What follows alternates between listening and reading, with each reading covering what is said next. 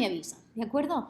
Bueno, entonces, recuerden, si todos ustedes estuvieron la semana pasada en el taller, y recuerden que es un taller sobre comunicación efectiva en la ciencia.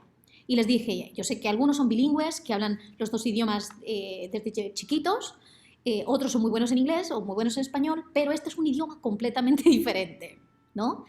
Obviamente, como la mayor parte de la comunicación científica se hace en inglés, esto es un taller que se va a basar en la lengua del inglés, pero no es un lenguaje normal, ni siquiera solo es un lenguaje académico, es un lenguaje especial para los artículos de ciencias, ¿de acuerdo? Y muchas cosas se van a tener que desaprender para aprenderlas en este formato. No se preocupen, que lo bueno que tiene es que hay muchas pautas que pueden seguir para hacer las cosas bien, ¿no? Entonces, esta es la segunda parte del taller y nos vamos a fijar en el estilo. Si se acuerdan, la semana pasada hablamos sobre Finding and Telling Your Story, hablamos un poco sobre cómo contar la historia de una forma que sea como un storytelling, ¿no? Un poquito, no sé si se acuerdan.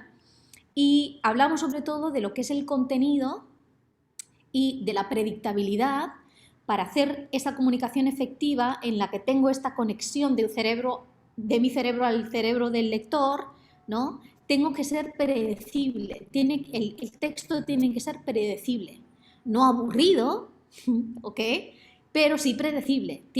Yo tengo que dar pautas que sean estandarizadas y hablamos de todos estos como estructuras estandarizadas que son esperadas en un artículo de ciencias, ¿no? Aunque pueden cambiar, hemos visto que hay también estructuras no canónicas que se usan, pero hay una estructura canónica, ¿no?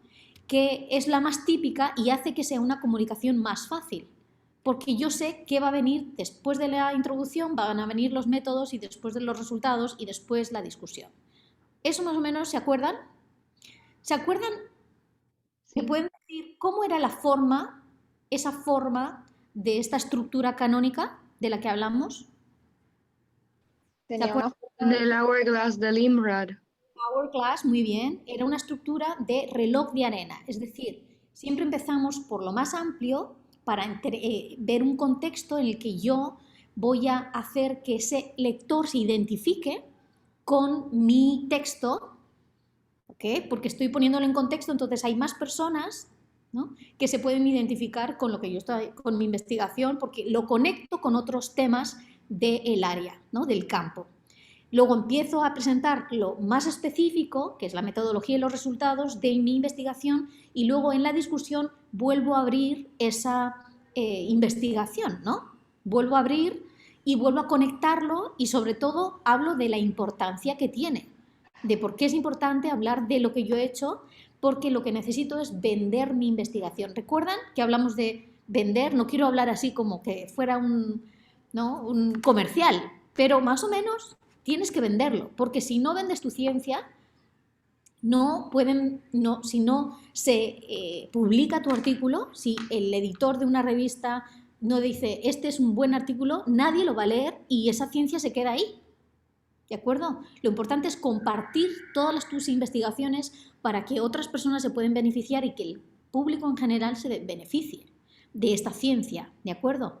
Entonces, la semana pasada vimos todo lo relacionado a lo que es la historia y el cómo la voy a contar en cuanto a contenido y estructura. Hoy vamos a hablar del estilo, el lenguaje específico que yo tengo que poner, que es un lenguaje súper específico, ¿de acuerdo? Esto no es una clase de literatura ni una novela de ficción donde tengo que guardar el suspense y hacerlo súper interesante, no, tengo que hacerlo claro y conciso, ¿de acuerdo? Vamos a hablar de este estilo y al final voy a hablar un poquito, espero tener tiempo, si no, la última parte la quitamos, pero yo creo que voy a tener tiempo, lo quería añadir por si acaso, para ver las etapas, ¿no?, de la self-revision. Lo que yo tengo que, una vez que ya lo he escrito, que me tengo que fijar para editarlo y que quede súper bien, ¿vale? Entonces vamos a hablar del el estilo, y el estilo me refiero el estilo de tanto las palabras a los párrafos. ¿De acuerdo? Es la estructuración y el tipo de lenguaje de cada una de las palabras que yo elijo, a el párrafo completo, no solamente oraciones, ¿de acuerdo? A todos los niveles, ¿de acuerdo? Hay una cita de Silva que me parece muy relevante, dice, "Some readers might think that you're smart if you write if your writing is impenetrable", si no lo entiende nadie, "but you don't want that in discerning audience. Most scientists are impressed by good ideas and interesting findings, so don't hide your ideas behind a wall of junk English". Lo importante no es elegir el vocabulario más redundante para que parezca, wow, soy súper inteligente. No, tienes que utilizar el lenguaje más simple para que lo importante sea la ciencia en sí y se pueda entender bien. ¿De acuerdo? Eso es lo más importante que vamos a entender hoy después de esta clase. Entonces, cuando hablamos de comunicación con el lector, ¿no? Para conseguir esta comunicación crystal clear, ¿no? Que se dice cristalina como el agua, tenemos que hacerlo, que sea predecible, que tanto las oraciones sean predecibles como los párrafos sean predecibles, la estructura de estos párrafos, y que las palabras sean predecibles, sean familiares. Porque si hay mucho vocabulario y se usa un vocabulario muy técnico en los artículos científicos, ¿no?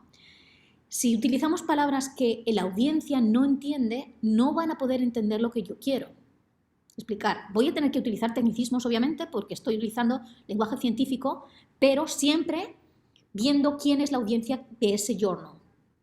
¿De acuerdo? Siempre adaptando mi artículo a la audiencia de ese journal, ya sea súper específico o algo más amplio. ¿De acuerdo? Una revista más amplia, por ejemplo, una revista como Nature, que es general de ciencias, o una revista de Astrophysics, que es súper específica del área. ¿De acuerdo?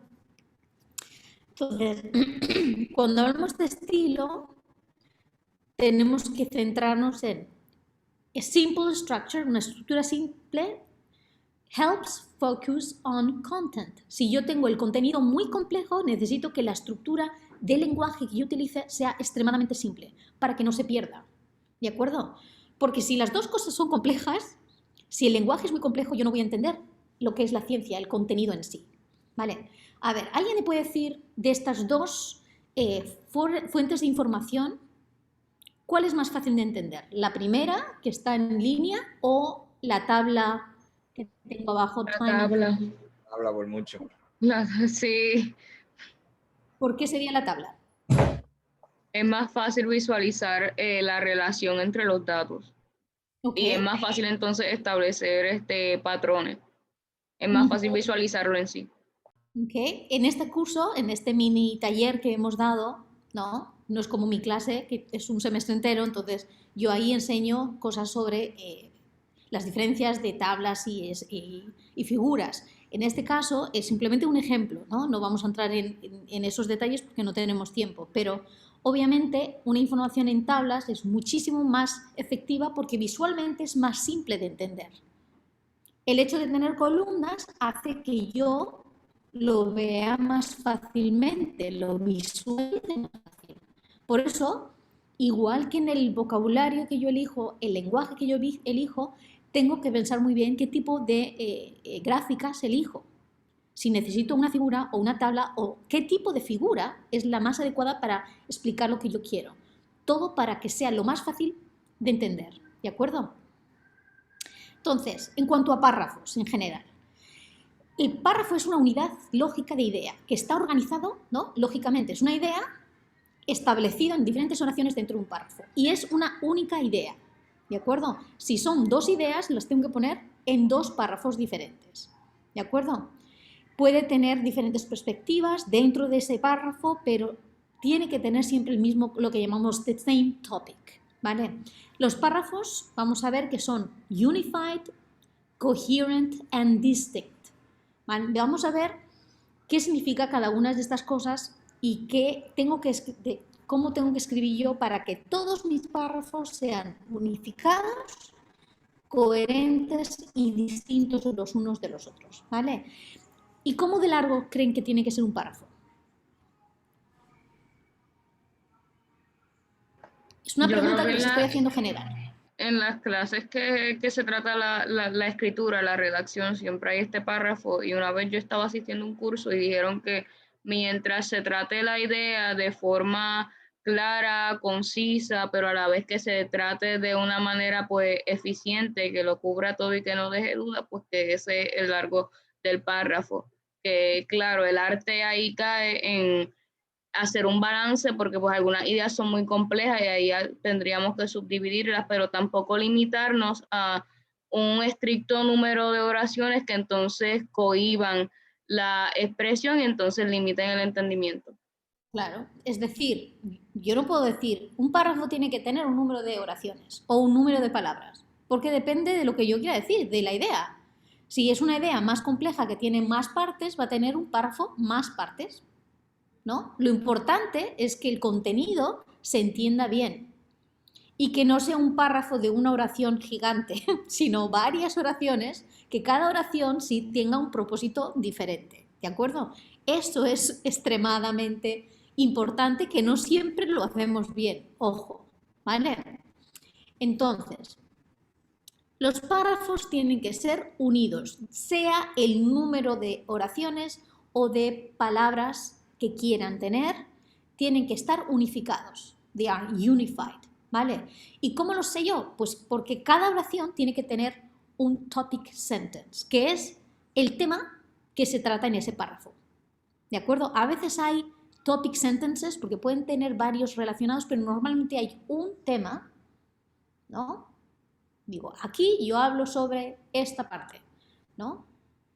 ¿Vale? Y lo estructuras. Y vamos a hablar de dos posiciones importantes, esto lo vamos a hablar un poco más adelante hoy, súper importantes, estas dos posiciones de poder dentro del mismo párrafo, y también vamos a ver que estas dos posiciones también es la forma de estructurar las oraciones, ¿vale? Y son posiciones que se tienen que respetar para que haya una comunicación efectiva. No significa que si no se respetan las oraciones no sean gramaticales, son gramaticales, pero no son tan efectivas a la hora de comunicar.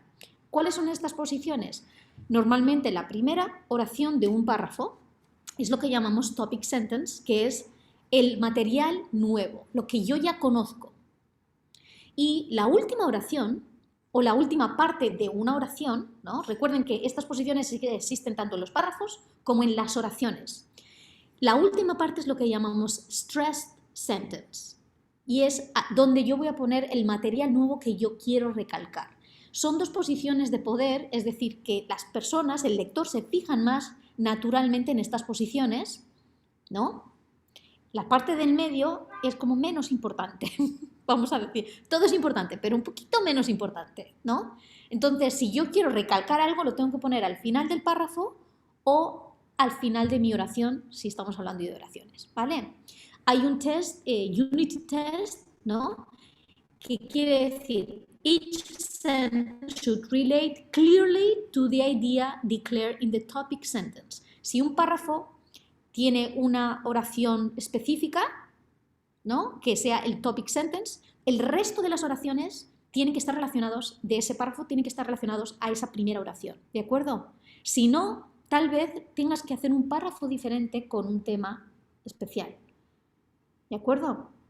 Ese primer tema tiene que es lo que se va a desarrollar a lo largo del párrafo. Bueno, los párrafos tienen que ser coherentes. Coherentes significan que tienen que tener un orden lógico. Yo no puedo empezar a escribir y soltar todas las ideas de ese topic sentence así como yo quiera. No, tiene que haber un orden lógico para que sea más fácil entenderlo y para que sea más predecible. Y ese orden lógico puede tener lo que llamamos relational devices, unas palabras o frases que sirven para mostrar relaciones entre las cosas. ¿De acuerdo? Ahora voy a mostrar ejemplos de eso. Y también tenemos que tener un framework mental que sea predecible, ¿no? Para que mi lector, ¿no? En esa organización que yo tengo en mi párrafo, si es predecible, mi lector lo va a entender mucho más fácil y se va a tener que centrar todo su esfuerzo mental en entender lo que es la ciencia, el contenido y no el lenguaje que yo estoy utilizando. ¿De acuerdo? A ver, ¿cómo puedo hacer organizaciones que sean típicas, predecibles para el lector? Estas son algunas que se suelen usar y estoy segura que todos ustedes han utilizado muchas de estas. Por ejemplo, spatial o temporal, ¿no? Por ejemplo, using description of experiments. Si quiero explicar un experimento en mi metodología, puedo hacerlo de forma espacial o de forma temporal, lo que yo he hecho antes o después, ¿no? Por ejemplo, general to specific, en la introducción, recuerden que empezamos por el contexto general y nos vamos a lo específico, o specific to general, en la discusión vamos de lo específico a lo general, ¿no? Son tipos de organizaciones. Podemos ir de lo less to most important, por ejemplo, o de lo familiar a lo unfamiliar, ¿no? O simple to complex or certain to uncertain. Son diferentes tipos de organizaciones que se pueden dar en los párrafos y también en secciones completas. Yo puedo utilizarlo como la organización de una sección, de la introducción o de la discusión o de la metodología o de los resultados. ¿De acuerdo? Con el permiso, ¿Se entiende esto? ¿Pudiese dar un ejemplo de un esquema de organización espacial? Que es el único que como que no logro... Espacial puede ser para una persona que esté en geología, por ejemplo, y quiera mostrar, tiene que explicar el espacio donde ha recogido los coquís no sé, el yunque, ¿no? Y tiene que mostrar el espacio. Entonces, los ecólogos, ¿no? Tienen que mostrar cuál es el espacio donde sacan estas muestras, ¿no? ¿De acuerdo? Igual si tú estás en un laboratorio no necesitas este tipo de organización, pero igual sí lo puedes hacer con lo temporal, depende si tú quieres organizar en la forma en la que tú has hecho los experimentos, ¿no? Por ejemplo. Gracias, sí. ¿Vale? Doctora. Sí, dime. Que también, si vemos bien, los esquemas básicamente tienen un fin pedagógico, que a mí se me hace, cuando voy a escribir, se me hace más fácil cuando coloco como objetivo que al fin y al cabo lo que uno busca es educar. Así que toda esta manera es una forma de llegar a este público que tal vez no está tan relacionado con lo que yo estoy haciendo. Y a veces es más fácil, más allá de escribir, pues por escribir porque tengo que entregar, porque tengo que reportar, colocar ese objetivo de tengo que explicarle a alguien que tal vez no entienda, a veces ayuda a identificar mejor los esquemas, por lo menos para mí. Aunque la audiencia sea alguien que entienda, también, claro. Si tú lo haces de una forma en la que está estructurado, ya sea la estructuración que tú quieres, pero una organización lógica, ¿no? Es más fácil que otra persona, cualquier tipo de lector, lo vaya a entender. Si es una persona que no sabe del área, obviamente necesita aún más ayuda. Pero si es alguien que sabe del área, te va a agradecer el hecho de que sea más fácil entenderlo, definitivamente. ¿De acuerdo? Entonces eso, de verdad, es súper importante que haya una organización. Por eso la semana pasada hablamos un poco de que tú te tienes que hacer outlines, tienes que hacer específicos outlines, porque tenerlo organizado en tu cabeza no significa que lo vayas a organizar bien. Entonces tú tienes que organizarlo en tu cabeza y luego escribir un outline de cada sección que tú vayas a hacer. Una de estas outlines puede ser por párrafos, que es lo que llamamos topic sentences de cada párrafo. Esto sería una forma de hacerlo. Tú puedes decir, mi estructura va a tener, necesita tener esta estructuración de temas. Este párrafo va a hablar de este tema, este párrafo va a hablar de este tema, ese párrafo va a hablar de este tema. Y luego tengo que estructurar cómo voy a hablar en cada párrafo del tema que tú has elegido. ¿De acuerdo? Lo importante es que sea fácil de entender. ¿Okay? Bueno, relational devices. ¿Qué cosas puedo hacer yo para que sea más fácil o más predecible? Por ejemplo, parallel constructions and word choices. Yo puedo tener estructuras simples, he puesto ejemplos, voy a poner algunos ejemplos después. First, second, third. Yo sé que si digo first, y el segundo es second, sé que todo lo que vea second es la segunda parte, el segundo ejemplo de lo que he dicho anteriormente. Y si digo third, sé que es el tercer ejemplo de lo que he dicho anteriormente. Entonces hay un paralelismo que se predice, ¿de acuerdo? Puedo tener repeticiones de palabras. Se pueden hablar, ¿no?, de estas repeticiones de palabras que vamos a hablar un poquito más después, ¿no? Sobre todo, repeticiones de una palabra que ha sido una palabra nueva y luego se convierte en una palabra ya conocida, ¿no?, ¿de acuerdo?, en la oración siguiente. Eso vamos a hablar de la fluidez entre de known information, de unknown information, esa fluidez entre topic and stress positions, ¿vale? Eso lo vamos a hablar después. Y transitional expressions, las relaciones, las frases o palabras que son relacionadas, que son expresiones para relacionar dos cosas, ayudan a entender la estructura que yo tengo. Por ejemplo, si yo digo en conclusión, yo sé que el párrafo que voy a escribir, ¿vale?, es la conclusión de lo anterior. Si yo digo as an example, voy a escribir un ejemplo. Estos son ejemplos súper claros, ¿no? Pero de aquí hay muchísimos otros ejemplos que se pueden usar. Por ejemplo, estos, ¿no? Estos hay, si ustedes hacen un Google de transition words in English, hay millones de tablas, ¿no?, en internet que pueden buscar. ¿Vale? Este solo es un ejemplo que yo he encontrado, pero hay palabras que marcan el énfasis, por ejemplo, obviously, ¿no?, clearly, especially, addition, ¿no?, añadir algo, along with, apart from, ¿no?, contrast, para contrastar, unlike, nevertheless, ¿no?, o order, following, at this time, ¿no?, previously, van a marcar orden, ¿no?, and so on. Hay diferentes. Si yo quiero marcar resultado, illustration es un ejemplo, comparison, summary, reason, condition, concession, generalizations. Depende del enfoque que yo lo quiera dar, hay diferentes tipos de palabras de transición que me pueden ayudar para recalcar algo, ¿vale?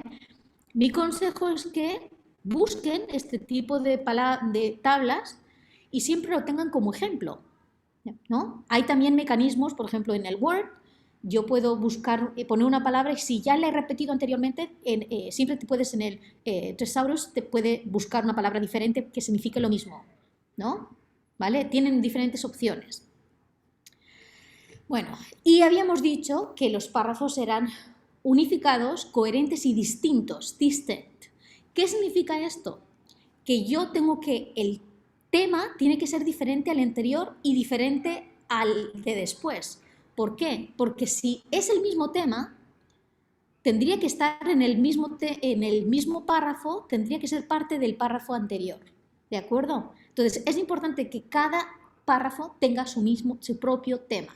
No quiere decir que sean temas completamente independientes, porque obviamente todo en un artículo está relacionado y todo en una sección, todos los párrafos de una sección están relacionados. No son completamente independientes, aunque haya un punto final y empieces otro párrafo, ¿de acuerdo? Pero sí es importante, ¿de acuerdo?, tener marcar que sea un tema completamente diferente. Técnicas para unir entre párrafos, ¿no?, que son para hacer secciones también, son las mismas que hemos visto antes para las secciones, logical arrangements of paragraphs, ¿no?, estas organizaciones lógicas, ya sea de temporal, espacial, ¿no?, repeticiones and transitional expressions. Es exactamente lo mismo. Yo puedo usar las mismas técnicas para estructurar los párrafos o para estructurar una sección entera. ¿De acuerdo? A ver, y problemas que quiero evitar, y esto es súper importante, que son cosas que no se deben hacer porque eso impide realmente que se entienda lo que tú quieres decir. Uno, que haya superfluous paragraph breaks, es decir, hacer un párrafo, pero realmente no es un párrafo diferente porque sigues hablando del mismo tema. Eso no lo podemos hacer, ¿no? Yo no puedo, por ejemplo, hablar o crear un párrafo que tiene también como una overstrong dependency. No puedo utilizar expresiones como, por ejemplo, para empezar un párrafo, o despite this, ¿no? ¿Por qué? Porque hay una dependencia muy grande al párrafo anterior, y eso quiere decir que esa parte tiene que ser parte del párrafo anterior. ¿De acuerdo? O redundant paragraphs. No voy a volver a repetir lo que yo he dicho antes, pero de otra forma, porque para eso quita directamente ese párrafo. ¿Vale?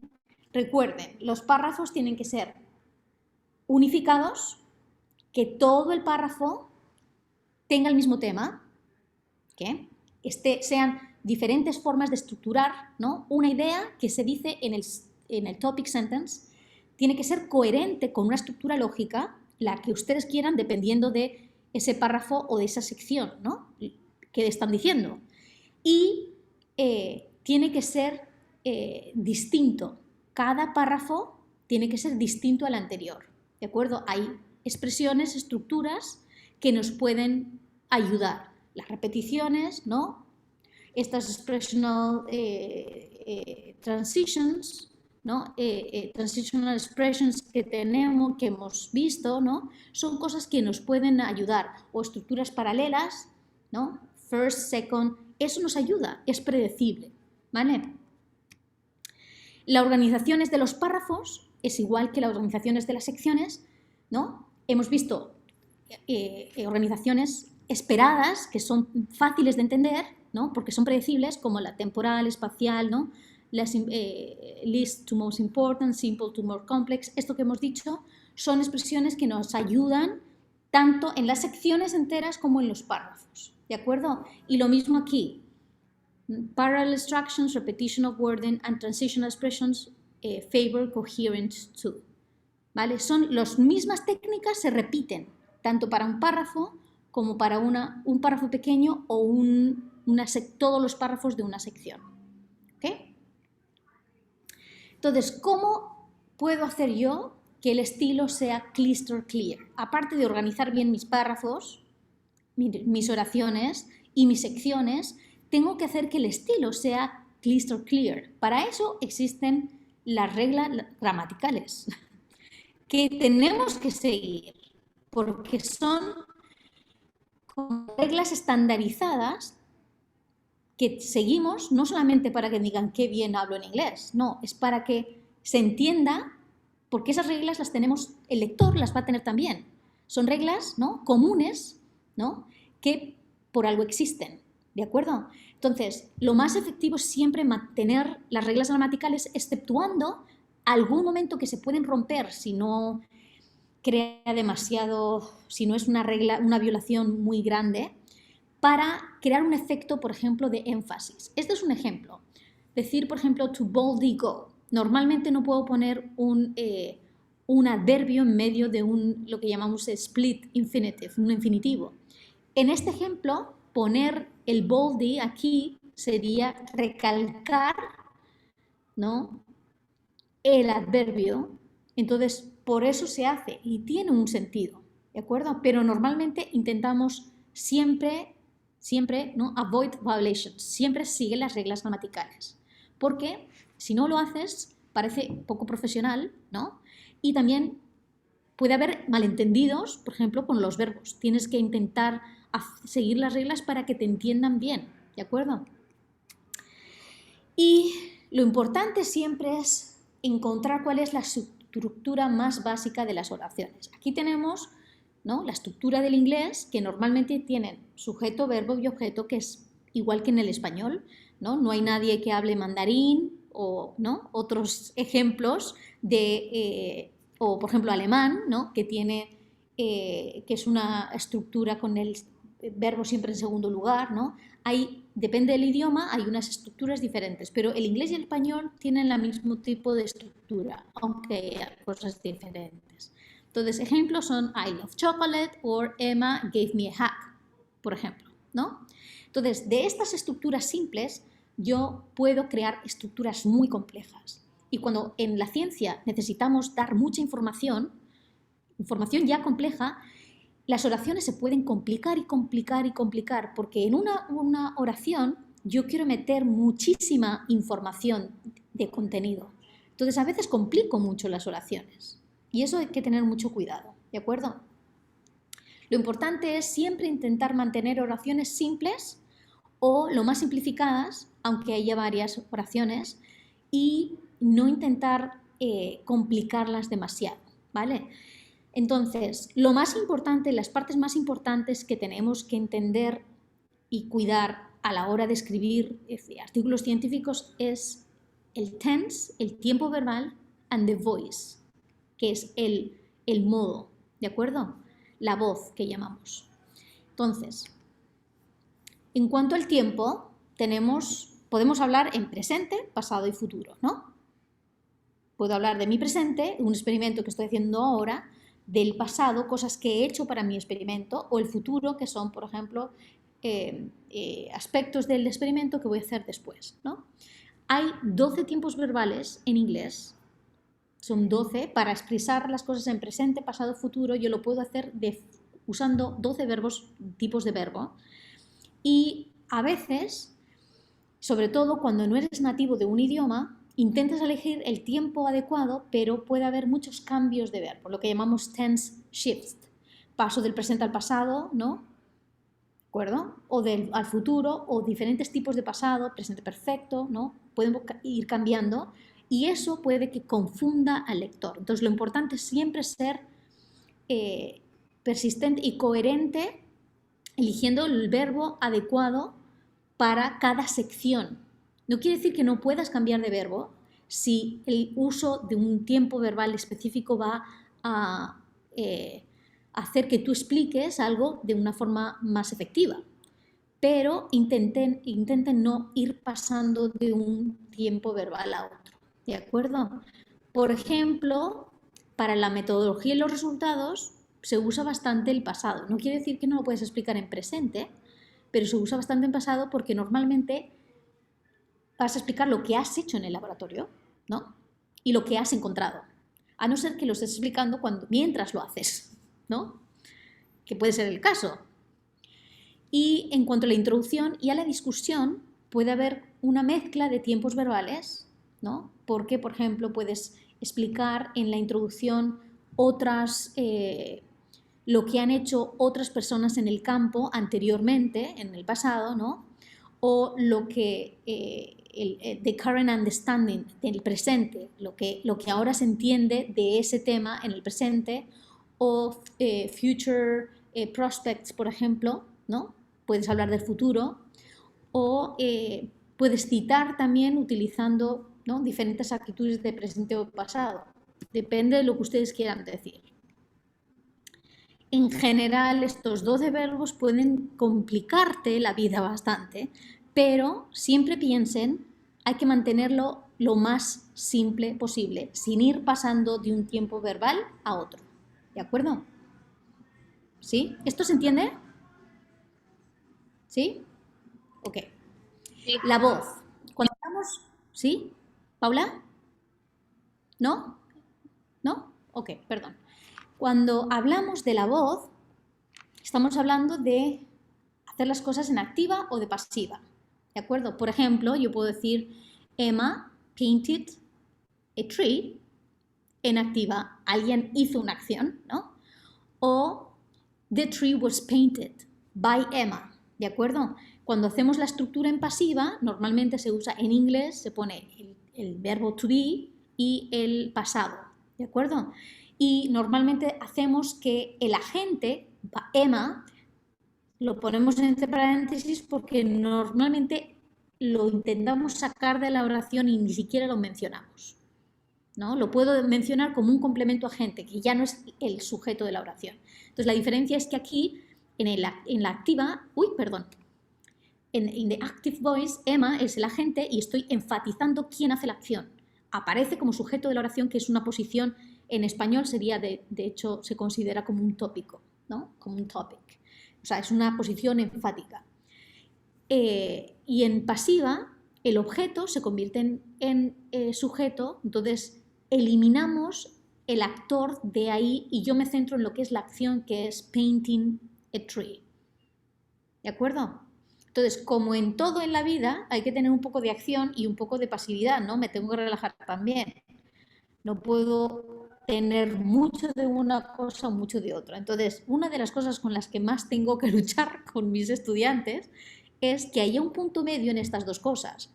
Yo no tengo que explicar todo en activa, pero tampoco todo en pasiva. ¿De acuerdo? Lo ideal es encontrar, voy a usar la pasiva cuando sea lo más adecuado para contar algo.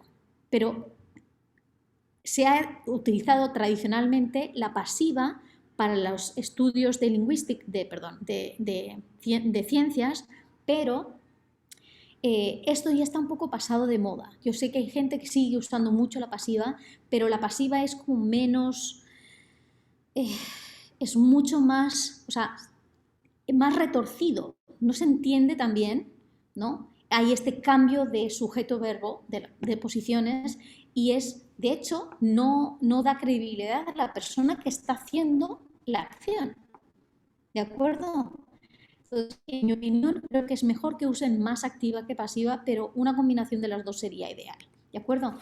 A veces tendemos mucho a escribir en pasiva, sobre todo para los hablantes de español que escriben en inglés, porque la pasiva se usa mucho en inglés. Por cierto, la de la foto es mi hija Emma, pintando un árbol, ¿no? Entonces, yo puedo decir, Emma painted a tree, the tree was painted by Emma, ¿no? Y en español podría decir, Emma pintó un árbol, y en pasiva puedo decir, el árbol fue pintado por Emma, o se pintó un árbol.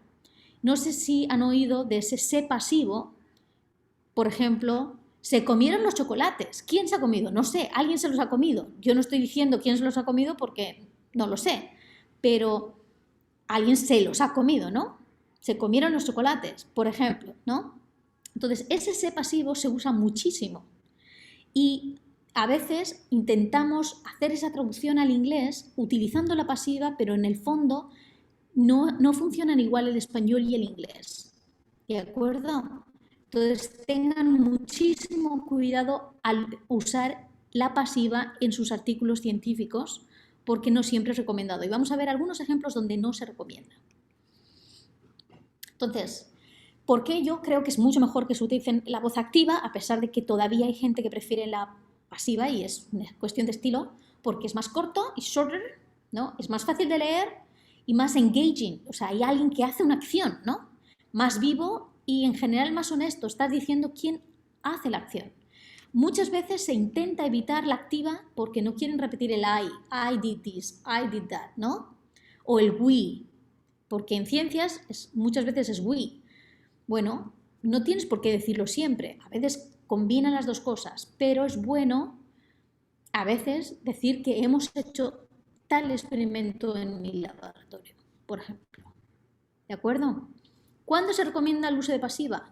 Por ejemplo, directing attention to the object. Si yo quiero recalcar la atención en este objeto, lo puedo poner en posición de sujeto y lo convierto en pasiva y lo pongo en una posición central, ¿no? Como de topic position dentro de mi oración, ¿vale?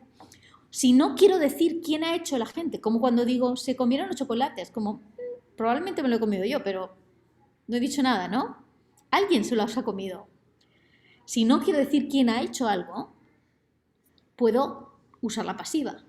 O si el sujeto de la oración es tan complicado que ponerlo en posición de sujeto hace que sea muy difícil de entender, entonces simplemente lo quito y pongo el objeto en su lugar. ¿De acuerdo? A veces yo puedo facilitar la vida haciendo este cambio. Pero vamos a ver algunos ejemplos concretos, así que no se preocupen. Bueno, entonces, antes de ver estos ejemplos concretos, vamos a terminar cómo simplificar las oraciones, ¿no? Todas las oraciones tienen una estructura muy simple que hemos dicho que en inglés era sujeto, verbo, objeto, en caso de haber un objeto. Siempre. Y esto es lo que llamamos the simple core structure, la estructura más simple de una oración. Pero las oraciones se pueden complicar, ¿no? Yo puedo decir, por ejemplo, aquí I went to the park, I saw a dog. Son dos oraciones. Fui al parque y vi un perro. Pero yo puedo hacer una estructura, lo que llamamos compound, una coordinada uniendo las dos cosas con un and, ¿no? Y unas coordenadas son bien simples porque solamente hay un and y ya. I went to the park and I saw a dog. ¿Ok? Puedo tener dos oraciones simples o puedo tener un compound con las oraciones. El and significa que hay dos acciones que están al mismo nivel de importancia. ¿Ok? Simple. Pero yo puedo complicarlo más. Por ejemplo, a estas oraciones, I went to the park, I saw a dog, también puedo decir, añadir más información, por ejemplo, the dog had a broken leg, ¿no? Que es añadir otra oración más, pero lo que llamamos subordinada. Una oración que depende de la oración anterior, ¿no? O también puedo dar información sobre cuándo fui, ¿no? O cómo era el perro, ¿no? Y esto, el lenguaje es lo que llamamos recursivo y es infinito. El lenguaje representa el mundo en el que vivo y el mundo en el que vivo es infinito. Yo puedo siempre describir más cosas y más cosas y más cosas y nunca poner un punto final a esa oración. Aunque no lo crean, es así. Entonces yo puedo decir, por ejemplo, en vez de decir I went to the park, yo puedo decir this morning I went to the park. O this morning I went to the park and I saw a dog. O this morning I went to the park and I saw a dog, a beautiful white dog with a black tail that had a broken leg. ¿No? No sé. Pongo puntos suspensivos porque esto puede continuar y continuar. ¿De acuerdo? Entonces la complejidad de las oraciones pueden irse más allá. En este caso es una oración simple porque es lenguaje simple. Pero cuando yo hablo de ciencias, ¿no? Y añado información muy compleja en cada una de estas partes, la oración se puede complicar y complicar y complicar. Entonces siempre hay que tener en cuenta a la hora de explicar las cosas cuál es lo más, this simple core, la oración base de toda esta información que yo estoy diciendo. ¿De acuerdo? Es decir, de una oración simple o de varias oraciones simples yo puedo hacer compound sentences o complex sentences o compound complex sentences, ¿no? Puedo poner coordinadas, subordinadas y añadir información y lo puedo recalcar tanto que sea mucho más difícil para mi lector entenderlo. Entonces, cuidado de cómo se estructuran las oraciones, ¿de acuerdo? Sobre todo cuando quiero meter mucha información en poco espacio, que es básicamente lo que ocurre en ciencia siempre. ¿No? ¿Sí o no? ¿No? Normalmente tengo tanta información que dar, ¿no? Que lo quiero decir en poco sitio, sobre todo cuando en un artículo tengo un número de palabras limitado, ¿no? He estado corrigiendo, por ejemplo, de mis estudiantes los abstracts para un congreso que tenemos y había un número limitado de 100 palabras para un abstract, es minúsculo. Entonces, intentar meter y dice, pero es que es muy difícil, no puedo meter esto y esto y esto. Pues hay que hacerlo. O sea, a veces y meter mucha información, pero hay que hacerlo de forma que no sea tan complicado, ¿de acuerdo? Especialmente cuando estamos hablando de ciencias, ¿sí? Ok, bueno. Entonces, cuidado. La complejidad de las ciencias se puede complicar mucho, mucho, mucho y no queremos que las personas digan ¿what? Cuando nos leen, ¿no? ¿De acuerdo? Sí, es súper importante. Entonces, estructuras, ¿no? Estrategias que yo puedo hacer para mantener esta efectividad, ¿no? De lectura y que no se complique tanto la lectura de mi lector. Mantener lo menos complejas las oraciones. Siempre prestar atención a este simple core de cada una de las oraciones que yo elijo, ¿no? Y hay que diseñar las estructuras, ¿no? De sentences, las tengo que siempre diseñar pensando en las expectativas del lector y esas expectativas cognitivas del lector, lo que el lector espera va a ser siempre, uno, que el sujeto y el verbo estén juntos. Esto vamos a ver ejemplos concretos, ¿no? Cuanto más separado, más difícil de entender. Y también una limited degree of complexity, ¿no? Por ejemplo, avoid long sentences o long modifiers. Si yo tengo que poner muchos adverbios, expresiones adverbiales. Es mejor poner un adverbio que una expresión adverbial muy larga, ¿no? ¿De acuerdo? O dar información en adverbios, por ejemplo, muy largos. Igual eso tienes que ponerlo en otra oración per se, que esté separada, ¿no? Porque merece importancia una oración completa, ¿de acuerdo? Es muy importante, intenten no tener como interact blocks of long, complex sentences, ¿no? Siempre intenten romperlas para estructurarlos en posiciones cortas, oraciones más cortas, ¿vale? Y siempre mantengan estas posiciones de poder separadas y con la información adecuada en cada una de estas posiciones. Vamos a hablar de esto en concreto. Doctora, permiso. Cuando usted dice noun strings, ¿a qué se refiere? Pues oraciones que son súper... un noun es un nombre que puede ser súper complejo, ¿no? Por ejemplo, hay palabras, o sea, hay nombres que pueden ser, sobre todo en ciencias, ¿no? Por ejemplo, palabras como organización no gubernamental. Es una palabra bastante larga, pero en ciencias hay millones de palabras que son súper largas, técnicas, que tienes que intentar poner solamente cuando es imprescindible. ¿De acuerdo? Cuando son palabras, una palabra que en vez de ser una palabra son 4, 5, 6 palabras, ¿no?, seguidas para decir una cosa. A eso me refiero. ¿De acuerdo? Eso da mayor complejidad. A veces tienes que ponerlo.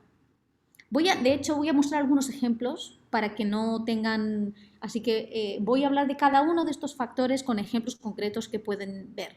¿De acuerdo? Gracias. Entonces, por ejemplo, esta oración.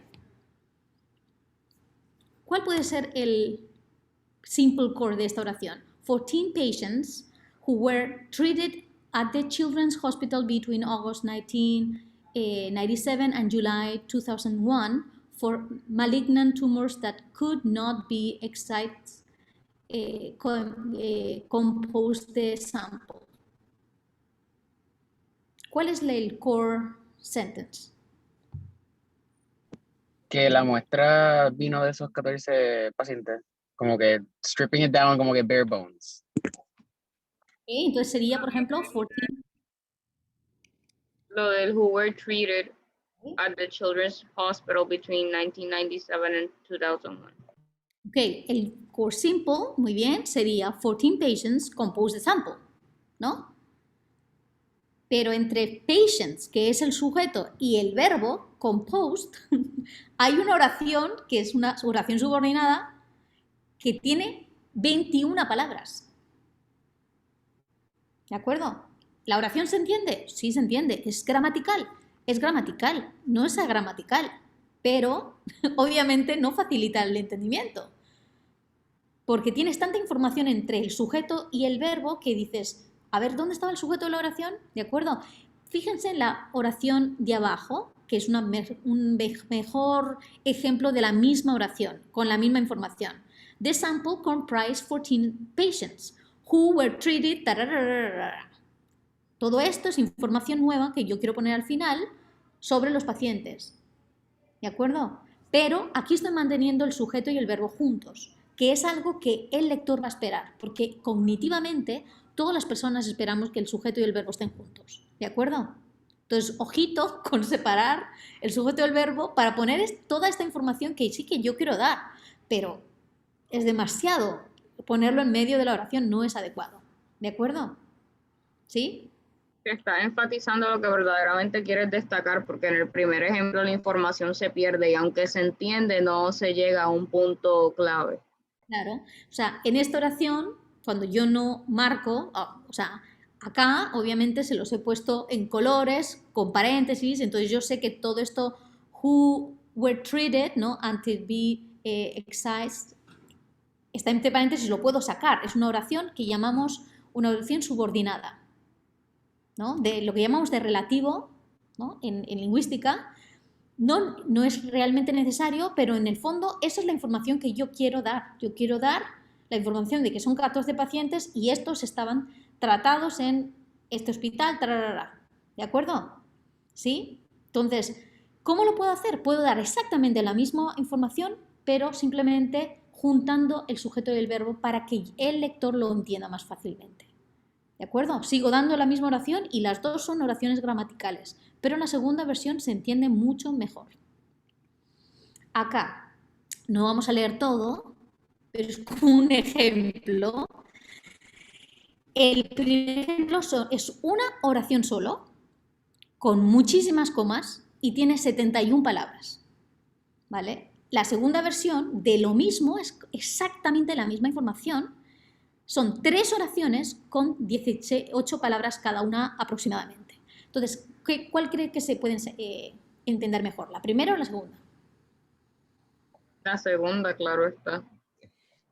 Sobre todo porque empiezan a hablar de ATP, GTP, MR. O sea, si no sabes del tema, no sabes ni de qué está hablando, ¿no? Entonces, ya de por sí hay un montón de siglas que si no estás relacionado con ese tema es difícil de entender.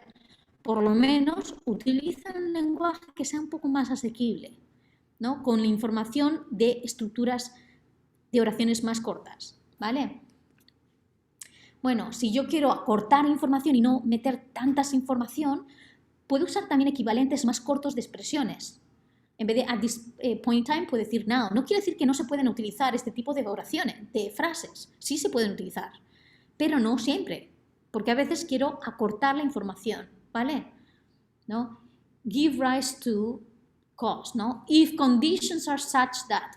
If, el if de toda la vida, se entiende perfectamente, ¿no? No tienes que buscar expresiones rebuscadas para decir algo que con un lenguaje más común, porque si es un lenguaje más común se va a entender mejor. ¿De acuerdo? Y vamos a hablar de lo que son las posiciones de poder. Esto es súper importante. 2 posiciones, topic and stress positions. Esto son posiciones tanto dentro de una misma oración como dentro de un párrafo. En una oración sería la parte del principio de la oración y la parte del final de la oración. En un párrafo sería la primera oración y la última oración. ¿De acuerdo? Pero siempre es principio y final. El topic es la parte del principio. Y es la información familiar o conocida que ya se ha presentado en el discurso antes. Stress es lo que yo quiero enfatizar y es la información nueva que el lector no conoce y es lo donde tiene que prestar atención. Por eso se pone al final, porque es lo último que lees y es lo último que recuerdas. ¿Ok? Son las 2 oraciones súper importantes. Entonces, si yo digo estas 2 oraciones, the party was boring, but there was food, o there was food, but the party was boring, ¿cuál preferirían? Depende de lo que quiero comunicar, porque estoy colocando énfasis en distintos sujetos ahí. Una se enfoca en la fiesta y otra en la comida. Ok, entonces para ti, Cielo te llamabas, ¿verdad? Sí. Cielo, ¿tú cuál preferirías? ¿Cuál? La segunda. La segunda. Entonces para ti lo importante es que te aburriste mucho. Sí. ¿Alguien preferiría la primera? Yo. A Paula le gusta comer. Yo también prefiero la primera, es más graciosa. Ok, entonces dependiendo de la personalidad de uno, ¿no? O si tienes en ese momento hambre o no, puedes darle preferencia a una o a otra, ¿de acuerdo? Lo importante, como decía Cielo, es, depende de lo que yo quiera enfatizar, voy a elegir una u otra para explicar lo que yo quiero decir, ¿vale? En la primera, the party was boring but there was food, es más positiva. Es una oración más positiva, porque dice, bueno, era un poco aburrida la fiesta, pero había comida, bueno, menos mal, no he perdido mi tiempo, ¿no? ¿Ok? En la segunda es un poco más negativa en el sentido que dices, bueno, había comida, sí, mira, había comida, pero ¿sabes qué? Qué aburrimiento de fiesta, he perdido mi tiempo completamente. ¿De acuerdo? En uno se enfatiza, las dos estás poniendo la información que tú quieres enfatizar al final. En uno se enfatiza en esto de la comida, en la segunda se enfatiza en que la fiesta era aburrida. ¿De acuerdo? ¿Qué ocurre cuando hacemos estas posiciones en cosas de ciencias, en un tema científico? Sí. Pero yo sé que es indiferente porque el ejemplo no era de ciencia, tal vez por eso, pero la segunda también ayuda a que uno no pierda de perspectiva lo que uno tiene que cambiar o lo que tiene que mejorar, porque en la primera, aunque claro está, es mucho más positiva y tal vez ayude a uno de forma anímica, estás perdiendo de perspectiva lo que hay que arreglar, lo que debemos mejorar, en lo que se debe de trabajar. En la segunda, eso no se pierde de perspectiva. Por lo menos para mí, aunque suene más negativo y pues estoy de acuerdo en eso, en ese caso prefiero esta segunda estructura porque así precisamente pues me enfoco en lo que puedo mejorar, que al fin y al cabo pues es un objetivo común dentro del campo, mejorar. Muy bien, entonces está bien. Para ti, tú te centras, prefieres la segunda versión porque para ti el hecho de que sea aburrida hace que eso es lo que tú quieras cambiar y por eso quieres enfatizarlo. Muy bien. Enfatizo lo que hay que trabajar, lo que hay que cambiar, la posibilidad. La posibilidad de cambiar algo, ok, muy bien. Es, como ven, las dos oraciones son completamente correctas. No hay una respuesta adecuada. No hay ninguna oración que sea mejor que la otra. Depende de ustedes la oración que sea más correcta. ¿De acuerdo? ¿Qué ocurre con esto? Bueno, la oración siguiente, las dos oraciones que tenemos aquí son igual de correctas gramaticalmente. Son oraciones de ciencias, pero ¿qué ocurre? Que en la primera, la parte que yo que estoy enfatizando es was used, es usado. Y eso no es una formación realmente nueva que me está dando, ¿no? No estoy poniendo en la parte final nada nuevo. Entonces, cuando yo estoy utilizando la pasiva en un momento en el que no debería poner la pasiva, ¿ok?, hace que el sujeto, que sería to extract bacteria, DNA, tararara, microkit, ¿no?, todo ese sujeto grande, se ponga es un sujeto demasiado largo para empezar y lo estoy poniendo en una posición que no le estoy enfatizando, ¿de acuerdo? No es the stress position.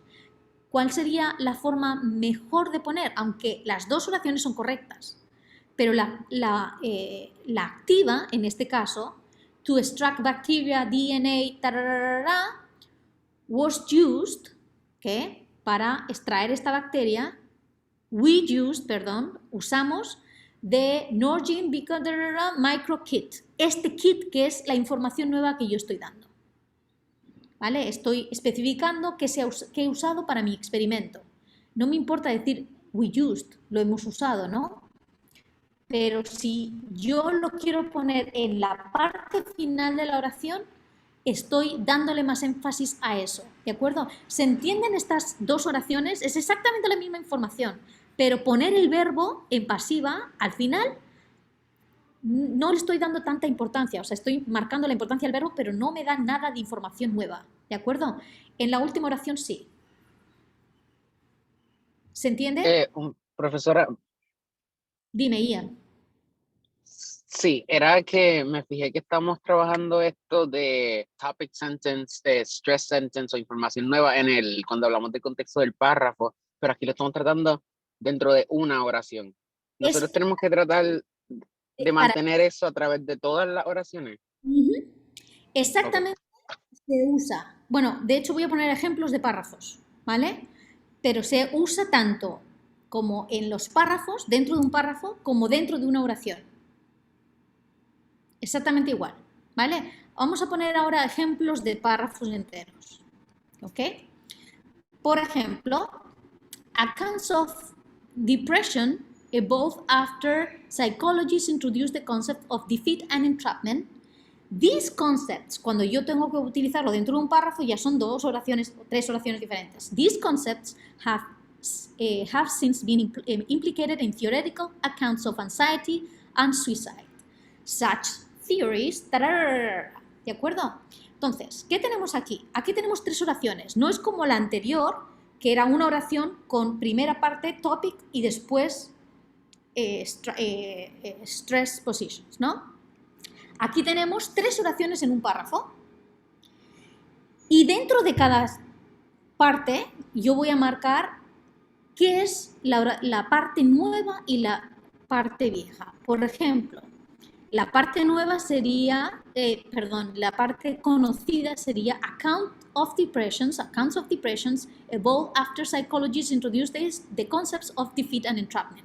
En rojo he puesto la información nueva, estos conceptos nuevos. Cuando en la oración siguiente esa misma información se convierte en información ya conocida, porque ya la he presentado en el párrafo, en el mismo párrafo, ¿no? En la oración anterior.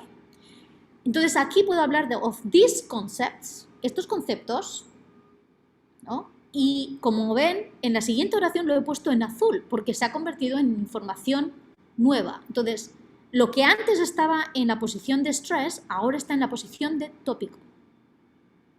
¿Okay? These concepts have been implicated in theoretical accounts of anxiety and suicide. ¿Qué sería la información nueva que yo estoy dando en esta segunda oración? Theoretical accounts of anxiety and suicide. Y esta información nueva, que es mi topic position, se convierte en información vieja en conocida, no quiero decir vieja, ¿no? Pero known o familiar en la oración siguiente, ¿no? Such theories, ¿ya? ¿De acuerdo? Esto hace que también haya como repetición de palabras, y estas repeticiones de palabras, aunque no siempre queremos repetir y repetir, hace que haya conexiones de unas ideas y otras, y damos más fluidez, una fluidez como en cadena, ¿no? De las ideas que yo quiero dar en un mismo párrafo, ¿de acuerdo? Entonces, recuerden, esta información nueva y conocida, por nueva y vieja, vamos a tenerla dentro de una oración y a lo largo de un mismo párrafo, ¿no? Encadenada para tener una estructura con más fluidez. ¿Tenemos que hacerlo así? Pues no necesitamos hacerlo así, pero es algo que se espera, que el cerebro del lector lo espera, porque es como hablamos en la vida real. ¿De acuerdo? ¿Se entiende o no se entiende? ¿Sí? Cosas importantes. A veces tenemos ejemplos donde en esta posición de stress, que es la información nueva, yo doy muchísima información y es difícil de procesar. ¿De acuerdo? Este es un ejemplo simple de un lenguaje común, ¿no? People are injured themselves at home, work or out in public from sleeping or falling. Such splitting, ¿no? Estoy hablando ahora de información que antes era nueva, pues ahora se vuelve información conocida en la oración siguiente. Is caused by three main factors. Y esto lo hacemos muchísimo cuando hablamos de lenguaje académico. Ponemos factores, 2 puntos y una lista gigante de factores, ¿no? Materials of the soul, the material of the floor surface that the individual is walking across, and the contaminant like water or oil, ¿no? That may decrease friction between the two materials. Okay? The first two factors tienes que volver, ¿no? Pero es información conocida de lo que has dicho anteriormente. Have been subject to recent commercial attention. Tararara. Esta es perfectamente gramatical, pero sería muchísimo mejor que en vez de dar una lista con muchas informaciones en la información nueva, lo digamos en 3 párrafos diferentes donde haya más fluidez entre información nueva y información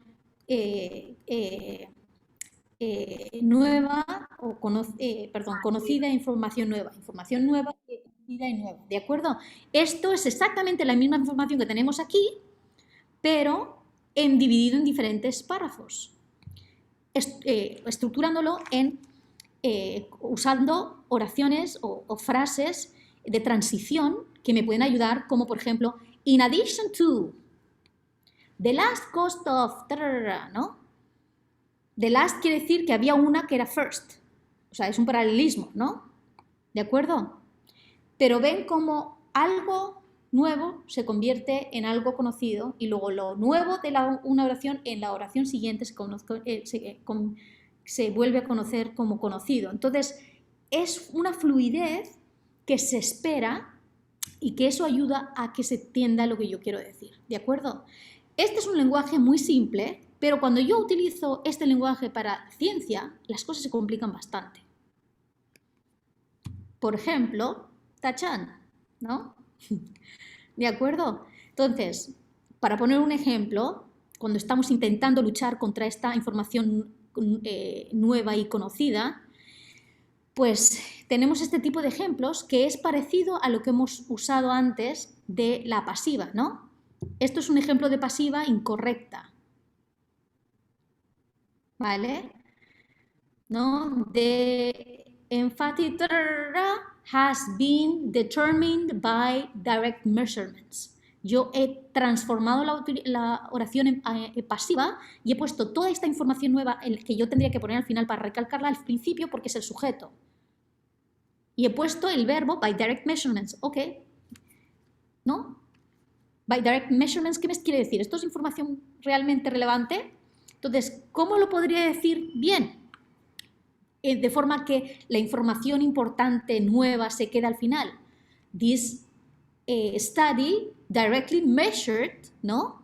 Activa the emphasis of y pongo todo lo que yo quiero decir extra, que es información súper importante, difícil de entender porque es bastante técnica al final, que es lo último que el lector va a leer y es con lo que se va a quedar. ¿De acuerdo? ¿Se entiende, chicos? ¿Y chicas? Sí, se entiende. ¿Sí? A ver, otros ejemplos de cosas que tenemos que intentar evitar. Por ejemplo, vague pronoun antecedents. Los antecedentes son los nombres que van a ser sustituidos por pronombres. Por ejemplo, este es un ejemplo típico. Children are born with millions of neurons in their brains, ¿no? But in order for them to be connected properly, they need to be touched and talked to extensively by their parents. ¿Qué significa them and they and their? ¿Estamos hablando de los children o de los neuronas, no?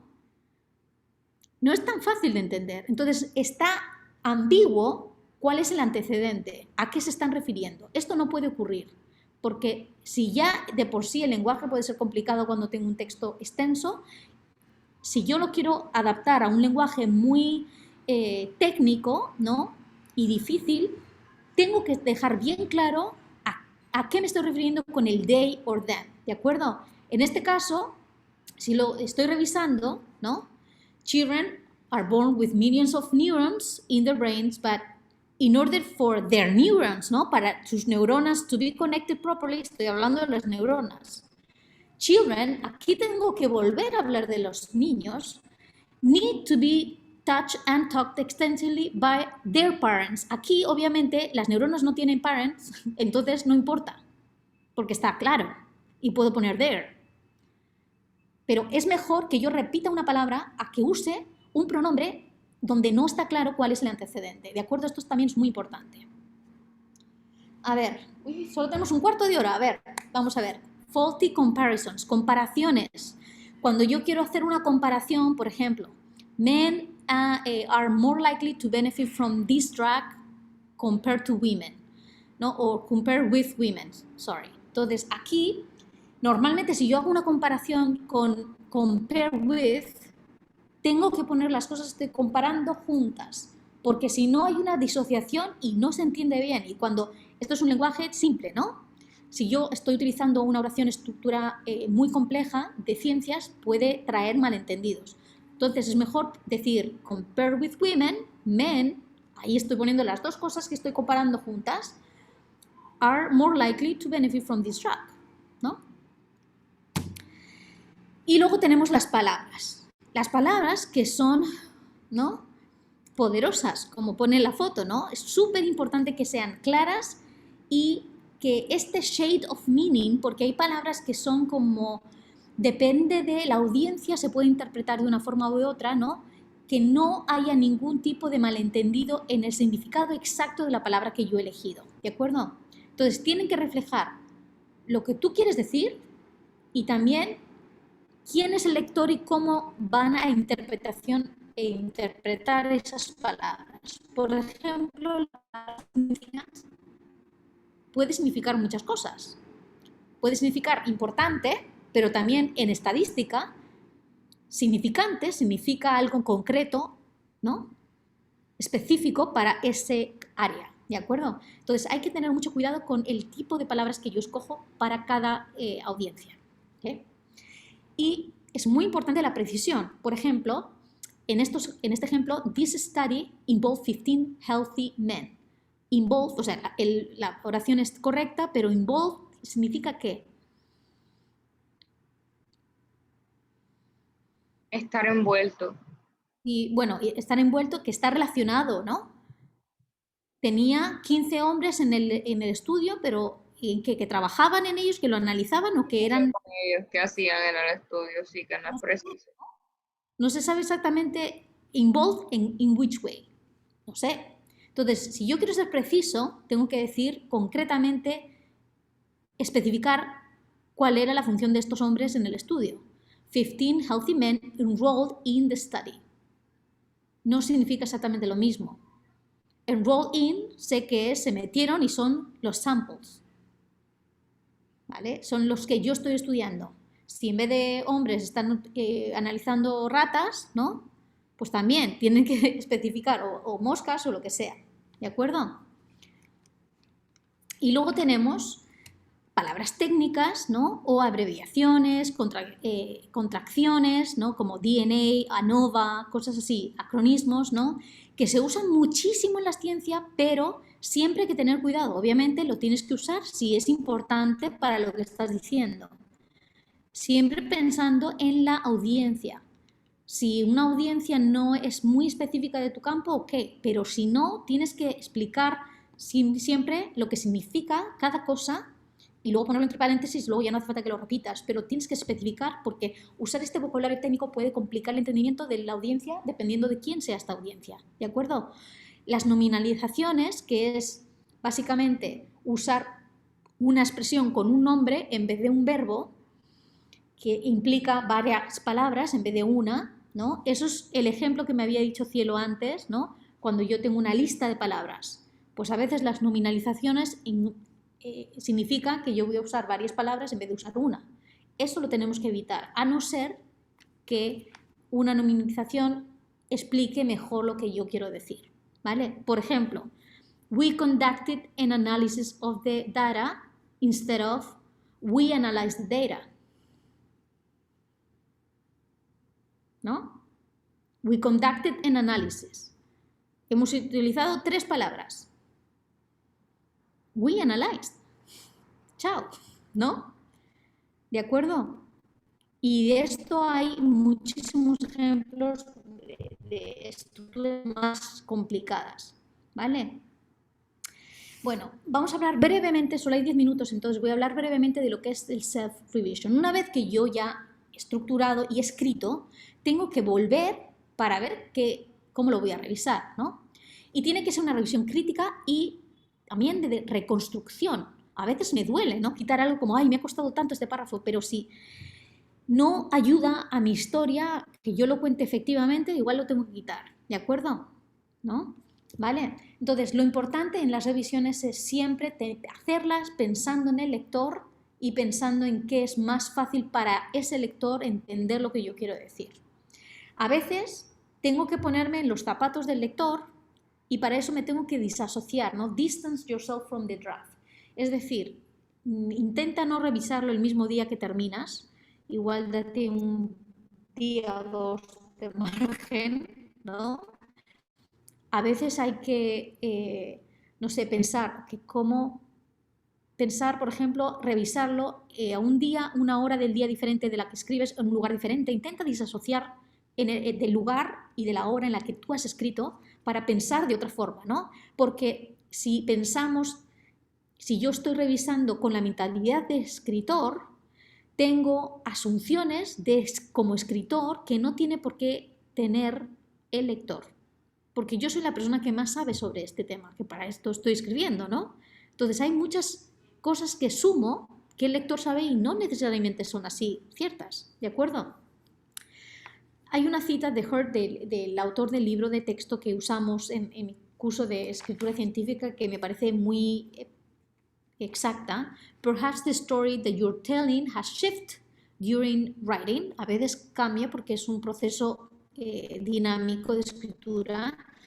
And what seems real in your mind is unnecessary on paper. Entonces, a veces hay que disasociarse y volver a revisar, tal vez quitar algunos párrafos o tal vez reestructurar algunos párrafos, ¿no? Pensar si la discusión y va con todo el resto de la estructura, ¿no? Si la estructura de todo el paper está bien, si la estructura de los párrafos están bien, de las oraciones están bien. Piensen bien, ¿necesito usar pasiva aquí o no? ¿No? ¿Esta es la palabra adecuada o no? ¿De acuerdo? Entonces hay que intentar tener como reader simulation, pensar cómo pensaría el lector, intentar meterme en la cabeza del lector, que no es algo tan fácil de hacer. ¿De acuerdo? Técnicas que se pueden hacer, y ya terminamos con esto. So, read your self-revision in a different place and time than you wrote the draft. Por ejemplo, read the self-revision at a different time of the day that you think more clearly. Si lo haces en un momento en el que no estás más cansado, tu mente como que cambia un poco, ¿no? Convert your draft in an unfamiliar font. Puedes cambiarlo de font para que sea un poco diferente. Read it out loud. Esto es lo que normalmente hago yo. Me gusta leerlo en voz alta, como que estoy escuchándolo de alguien más, ¿no? Post-it reminder. Esto no sé si funciona, pero si funciona me pueden avisar. Pones un post-it, ¿no? Y te dice, be the reader. Bueno, son ejemplos, ¿no? O target typical problems. Tú puedes tener una lista de problemas típicos que normalmente tú haces, ¿no? Con esta familiaridad que tiene el lector, por ejemplo, unclear pronoun antecedents, busca los antecedentes. Bueno, ¿este antecedente está claro o no? ¿No? Misaligned topic sentences. Tienen que ver este tema, este párrafo. ¿Todo el párrafo tiene el mismo tema o no? ¿O estos dos párrafos son de temas diferentes o no? Por si no, tienes que reestructurarlo, ¿no? Missing transitions. A veces tienes que meter alguna transición para que las ideas fluyan más, ¿no? Assume knowledge. A veces yo asumo que alguien sabe, ¿no? Porque estoy hablando de algo tan específico que hablo de un experimento y no explico qué tipo de, no sé, de ranita estoy utilizando o qué tipo de mosca estoy utilizando. Y igual es algo clave para entender el artículo, ¿no? Porque estoy segura que no todas las moscas son Drosophila meganogaster o otras, ¿no? ¿De acuerdo? Entonces hay que especificar cosas que tú de normal sabes.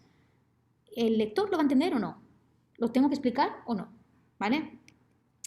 Y sobre todo, y ya termino con esto, hay que descomponer la revisión, el proceso de revisión. No puedo simplemente revisarlo así y ya, porque no puedo revisar todas las cosas a la vez. O sea, es simplemente imposible. Yo sé que muchos, incluyéndome a mí, somos como multitask, ¿no?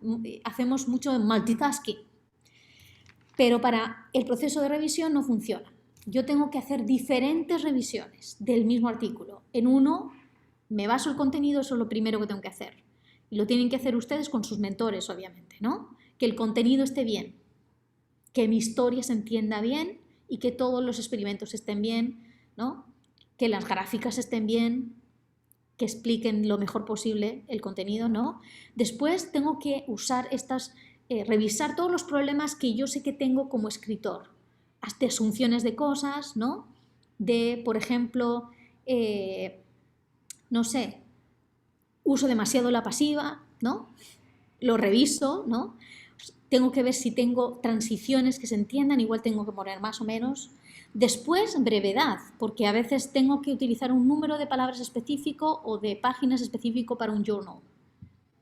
Después tengo que hacer una revisión específica de citations, súper importante. Muy importante utilizar un reference manager que te lo haga automáticamente para no tener ningún tipo de error. Como Mendeley gratuito o hay otros que se usan también en la biblioteca, ¿no? Pero es importante que tengan un reference manager, ¿no? Y luego una revisión de personal bad habits que ustedes tienen, cosas que ustedes hacen, por ejemplo, usar mucho la misma expresión. However, tararara, however, tararara. Pues saben que tienen que fijarse en todos los howevers y decir, ok, ¿puedo poner otra palabra que no sea however? O moreover, o in contrast, ¿no? ¿De acuerdo? Fíjense en todos esos hábitos que ustedes tengan y digan, ok, ¿lo he usado bien o no? Si usan mucho la pasiva, miren. Si nunca usan la pasiva, igual tienen que usarla de vez en cuando. Si hacen mucho shift de tiempos verbales, igual lo tienen que usar, ¿de acuerdo? Lo importante es que revisen todo. 2 minutos y ya terminamos. Entonces, al final hay que hacer un final polish general, ¿no? Y lo importante no es tener como achieve the absolute perfection, que luego vas a hacer otras revisiones y ahí se va a quedar perfecto, pero lo importante es siempre pensar, ok, make things easier for the reader. Tienes que hacer revisiones que facilite la lectura a la persona que lo va a leer, ya sea un amigo que te lo lea o un colega, un reviewer de un journal que te lo vaya a leer, y una vez que está publicado, piensa también en los lectores que van a leer ese artículo, ¿de acuerdo? Eso es súper importante. Conclusión final, ¿ok? Esta es una cita de Zinsser que dice, a clear sentence is no accident. A veces podría ser, pero normalmente lo tienes que pensar bien para estructurarla y que sea clarita. Very few sentences come out right the first time. Igual tienen suerte, pero no siempre es así. So, even the third time, tienes que revisarla muchas veces. Remember this in moments of despair. If you find that writing is hard, it's because it is hard. Así es la vida, ¿no? It's one of the hardest things that people do. Algunas personas tienen la suerte de ser escritores natos. No significa que vayan a ser escritores natos de artículos científicos, ¿de acuerdo? Entonces, tienen que trabajar y revisar, revisar y revisar, ¿de acuerdo? Lo bueno es que espero que este tipo de talleres les haya, por lo menos, puesto en perspectiva de qué cosas se tienen que fijar para estructurarlo y elegir el lenguaje y las estructuras tanto de oraciones, de frases o de párrafos enteros o secciones que sean lo más fáciles de entender posibles, siempre pensando en el lector. ¿Ok? Pues ya está. Son las 7 en punto. No sé si tienen alguna duda. Si quieren, me puedo quedar un poco más para que me pregunten algo, pero esto ha sido todo. Espero que les haya ayudado estas 2 clases de el pequeño taller. Dime. ¿Alguien tenía una duda? Hola, yo tengo una pregunta. Saludos a todos. ¿Me escuchan bien? Sí, dime. Saludos. Pues yo tengo una pregunta sobre el tiempo que uso a lo largo del escrito completo. Como que a veces me encuentro en la situación que tengo que decidir en qué tense tengo que explicar el punto y no sé si será más simple tratar de sostenerlo el mismo tense a lo largo del escrito o... No, depende de la parte que tú quieras explicar. Lo importante es no estar haciendo, o sea, hay que ser coherente con lo que tú quieres, el tiempo tiene que reflejar lo que tú quieres decir. Si tú estás explicando un experimento que has hecho, vas a tener que utilizar pasado. O lo puedes explicar en presente si vas a explicar algo que estás haciendo en ese momento, ¿no? Si vas a mencionar otros autores que han escrito anteriormente, vas a tener que utilizar tiempos en pasado. Lo importante no es estar cambiando el tiempo, presente, pasado, futuro, todo el tiempo. Eso es lo malo, porque se confunde el lector, ¿de acuerdo? Pero no es una cuestión de tengo que utilizar un tiempo verbal y ya. No, lo importante es que en una misma sección no estés cambiando tanto de tiempo verbal. Pero hay secciones que son como, es más común utilizar unos tiempos verbales. Como por ejemplo, tal vez en la metodología y los resultados se utiliza un poco más el pasado, porque es lo que has hecho, ¿no? Tus métodos, ¿no? Y cómo has recogido esa información. En la introducción y la discusión hay una mezcla de tiempos, cuando se habla de lo que han escrito otras personas, ¿no? O tal vez cuando se habla de current work, ¿no? De otras personas actualmente están haciendo eso, o de future prospects, en futuro. Nadie te puede decir qué tiempo verbal usar, depende de lo que tú quieras decir, ¿vale? Pero no intentes cambiar todo el rato porque eso puede despistar. ¿Se entiende? ¿Sí?